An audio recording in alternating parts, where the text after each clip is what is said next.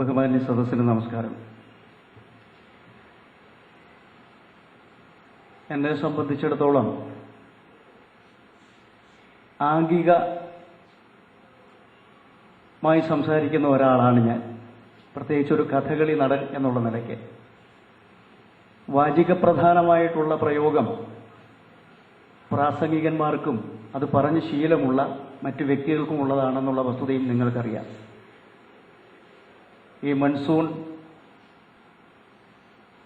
ചിത്രപ്രദർശനത്തിൻ്റെ ഭാഗമായിട്ട് എൻ്റെ പ്രിയ സുഹൃത്തുക്കളോടൊത്ത് അനേക വർഷം എന്ന് പറയുന്ന അവസരത്തിൽ നമ്മുടെ സദാശിവൻ ഒരല്പം എന്നെ ചെറുതായി കണ്ടു. 6 വർഷമാണെന്ന് കുറച്ചത്. അതായത് സദാശിവൻ പോയതിനു ശേഷം 6 വർഷം കൂടി ഞാൻ അക്കാഡമിയിൽ കഥകളി സംഗീതം എന്ന കോഴ്സ് പഠിച്ചിരുന്നു. അത് സദാശിവം മനഃപൂർവ്വമല്ല, അറിയാത്തതുകൊണ്ട് സംഭവിച്ചു പോയതാണ്. ഇന്നും ഞാനൊരു വിദ്യാർത്ഥിയാണ്. അപ്പോൾ ഏതാണ്ട് 9, 6, 15 കൊല്ലക്കാലം ഞാൻ അക്കാഡമിയിൽ പഠിച്ചിട്ടുണ്ട്. അതിൻ്റെ റെക്കോർഡ് എനിക്കാണ്. ചിലപ്പോൾ കേരളത്തിലെ തന്നെ സ്ഥാപനത്തിൽ ഏറ്റവും അധികം വർഷം കഥകളി പഠിച്ച വിദ്യാർത്ഥികളിൽ ഒരാളാണ് ഞാൻ. പിന്നെ മറ്റു പല സവിശേഷതകളുണ്ട്. അപ്പം ഞാൻ എന്നെപ്പറ്റി അങ്ങോട്ട് പറയുന്ന അവസരത്തിൽ അത് അല്പത്തമായി മാറും എന്നുള്ളത് കൊണ്ട് അതിലേക്ക് കടക്കുന്നില്ല. പ്രധാനമായും പല പ്രാവശ്യങ്ങളിലായി RLVയിലെ പൂർവ്വ വിദ്യാർത്ഥികൾ ചേർന്നുകൊണ്ട് ഒരുക്കിയിട്ടുള്ള പല ക്യാമ്പുകളിലും പങ്കെടുക്കാനുള്ള ഭാഗ്യം, പ്രത്യേകിച്ച് ചിത്രശില്പ പ്രദർശന ക്യാമ്പുകളിൽ പങ്കെടുക്കാനുള്ള ഭാഗ്യം എനിക്ക് സിദ്ധിച്ചിട്ടുണ്ട്. കേരളത്തിലെ മറ്റ് സാംസ്കാരിക തലത്തിൽ പ്രവർത്തിക്കുന്ന കലാസ്ഥാപനങ്ങൾ ഏറെ ഉണ്ടെങ്കിൽ പോലും മറ്റിതര കലകളെ ഒക്കെ കൂടെ കോർത്തിണക്കിക്കൊണ്ട് നടക്കുന്ന കേരളത്തിലെ ഏക ഗവൺമെന്റ് സ്ഥാപനമാണ് തൃപ്പൂണിത്തുറ RLV കോളേജ്. അപ്പൊ ഈ സ്ഥാപനത്തിൽ പഠിച്ചത് ഞാൻ അഭിമാനപൂർവ്വം പറയട്ടെ. മുമ്പ് ഇവിടെ സൂചിപ്പിച്ചതുപോലെ തന്നെ, നമ്മുടെ സദാശിവൻ സൂചിപ്പിച്ചതുപോലെ തന്നെ,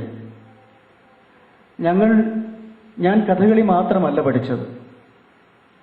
സദാശിവൻ ചിത്രകല അല്ലെങ്കിൽ ശില്പകല മാത്രമല്ല പഠിച്ചത്. പ്രിയപ്പെട്ട മണി ചിത്രകല മാത്രമല്ല പഠിച്ചത്.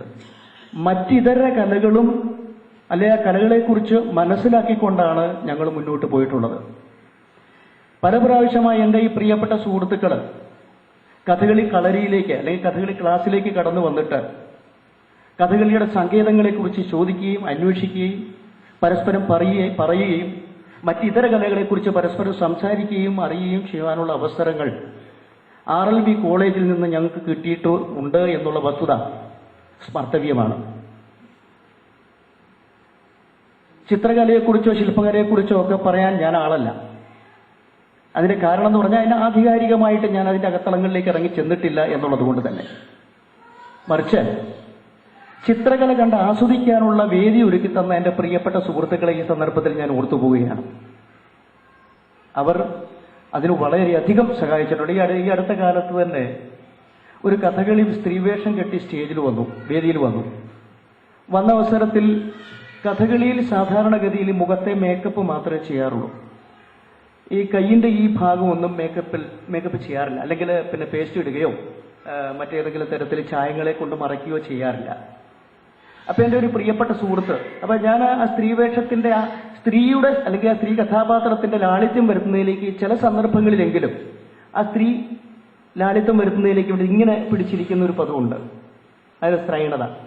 നമ്മുടെ ഹരിക്കൊക്കെ അത് പറയുമ്പോൾ പെട്ടെന്ന് ചിരി വരും. എപ്പോഴും എന്നെ അനുകരിച്ച് കാണിക്കാറുള്ള അവരൊക്കെ അവർ കഥകളിക്കാരാണ്.